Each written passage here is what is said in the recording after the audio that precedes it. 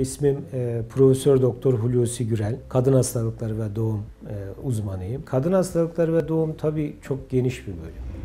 İsminden de anlaşıldığı gibi bir kısmı kadın sağlığı, kadının sağlığı ve hastalıkları ve gebelik ve doğum ikinci bölümü de. Ben öğrenciliğimden başlayarak istediğim, sevdiğim bir daldı. Çalıştım, uğraştım ve TUS'ta biliyorsunuz tıpta uzmanlık sınavının ilk yapılanında ben kadın doğumu kazandım ve ihtisasımı yaptım. Ondan sonra değişik hastanelerde çalıştım. İlk başlarda gençken her alanda çalıştım ama 1996'da kariyer hayatına başladım. Kariyer hayatından itibaren, 96'dan itibaren daha çok çocuğu olmayan çiftlere yardım üzerine, yani infertilite üzerine uzmanlaştım.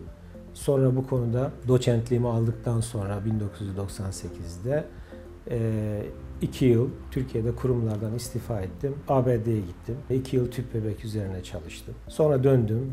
Değişik üniversitelerde çalıştıktan sonra teklif gelince Ordu Üniversitesi Tıp Fakültesi'nin kuruluşunda görev aldım ve memleketime döndüm. Hizmet ettim. Şu anda da kendi kliniğimde devam ediyorum. Şimdi sağlıklı bir çift, hiçbir sorunları yok. Bir yıl içinde bir çocuk sahibi olamıyorlarsa kabaca buna infertilite ya da kısırlık diyoruz. Tabii kısırlık tam karşılığı değil. Biraz kötü bir kelime. Kısırlıkta hiç olmayacakmış çocuk gibi ama üreme yetersizliği aslında tam karşılığı bunun. Üreme yetersizliği. Çok faktör var. Genetik çok nadiren bir faktör. Erkeğe ait, kadına ait neredeyse eşit oranlarda nedenler var. Erkekte sperm üretiminde veya spermin naklinde, dışarıya atılmasında sorunlar, geçirilmiş enfeksiyonlar, travmalar, operasyonlar, ameliyatlar, kanser ameliyatları, bunların hepsi veya iş ortamları, mesela çok sıcak ortamlarda, demir eritilen işletmelerde, fırınlarda sıcağa yakın çalışanlarda çok sık testis hasarı ve sperm üretimi. Çünkü sperm ısıya hassas bir sperm üretimi durum.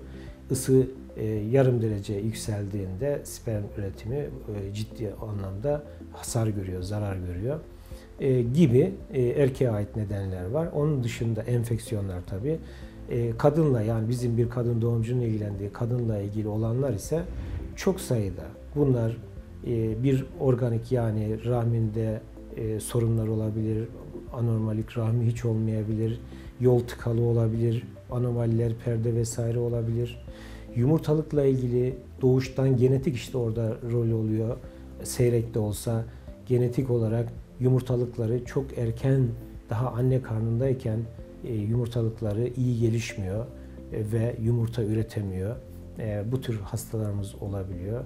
Veya son yıllarda giderek artan maalesef erken menopoz diyebileceğimiz ya da bizim tıbben prematür over yetmezliği diye tanımladığımız durumlar var. Bunda otoimmün nedenler geçerli. Yani ne demek otoimmün? Vücut kendi dokusunu, hormon üreten dokusunu yabancı bir dokuymuş gibi algılıyor ve onu öldürmek için antikorlar salgılıyor.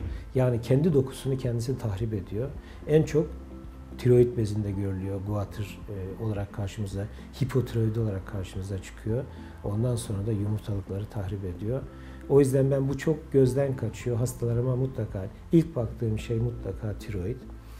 Çünkü tiroidinde ciddi sorun olduğu halde, hatta ilaç kullanıyor ama farkında değil. O tip hastaların yumurtalığının erken yaşlanabileceğini göz önünde bulundurup hızlı hareket etmekte fayda var. Öncelikle tabii bir tedaviye geçmeden önce teşhis koymak gerekiyor. Bu da yıllar içerisinde tecrübeyle zaten hani çok kısa. Şimdi eskiden bu araştırmaları aylarca süren araştırmalar yapılırdı vesaire. Ama zamanla hem tecrübemiz hem de teknoloji ilerledikçe artık kısa sürede araştırmalarımızı yapıp belli bir yere odaklanıyoruz. Nedir o? Bir, erkeğin yani sperm üretimi var mı? Bir sperm testiyle sperm üretimine bakıyoruz. Yeterli sayıda bir sperm var mı? İşi görecek kadar, bir gebelik elde edecek kadar. Ona göre onu bir kenara koyuyoruz. Kadınla ilgili hemen yumurtalık kapasitesi.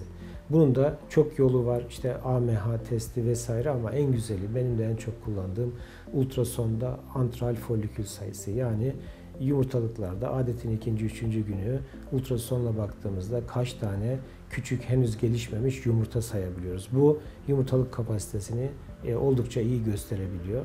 Ondan sonra yine adetin ikinci, üçüncü günü hormon seviyelerine bakıyoruz. Yumurtalığın kapasitesini, beynin yumurtalığı çalıştırmak için salgıladığı hormonların seviyesine bakıp bir yorum yapıyoruz. Bu çok kıymetli. Ondan sonraki aşama, anlattım ya, bir anatomik bir şey var mı? Yani geçirdiği enfeksiyonlardan tüplerinde bir tıkanma veya bozulma var mı?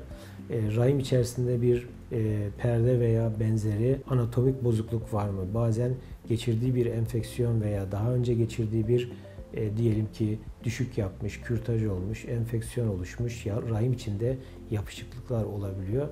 Bunları anlamak için de ilaçlı rahim filmi ya da HSG diye kısaca anlattığımız bir film çektiriyoruz. Böylece o kanallarını ve rahim içini değerlendiriyoruz. Ondan sonra yani erkeği, spermi değerlendirdik. Hormon üretimini, yumurtalığın durumunu değerlendirdik.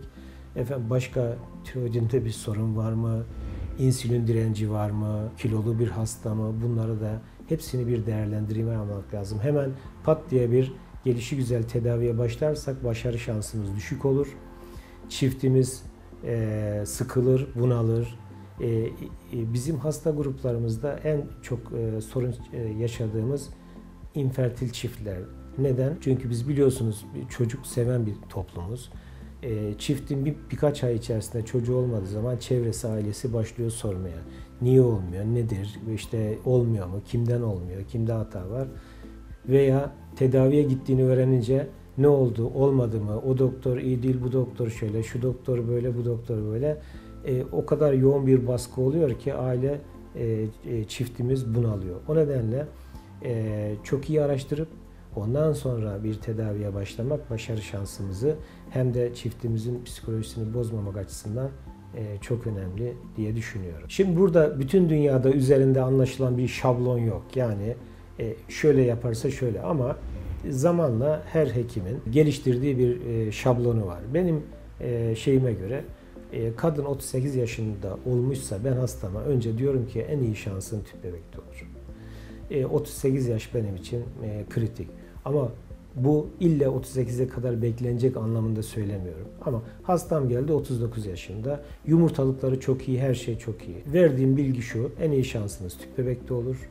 Ama yine eğer siz düşünmezseniz, diğer seçenekleri düşünürsek testlerimizi yapalım, bakalım. Başka seçeneklerimize bakarız. Ama bu. Yoksa genç hastalarda tabii ki ilk hemen tüp bebek değil. Birincisi belki çok kolay. Diyelim ki insülin rezistansı var, polikistik overi var, düzenli yumurtlama olmuyor kadında.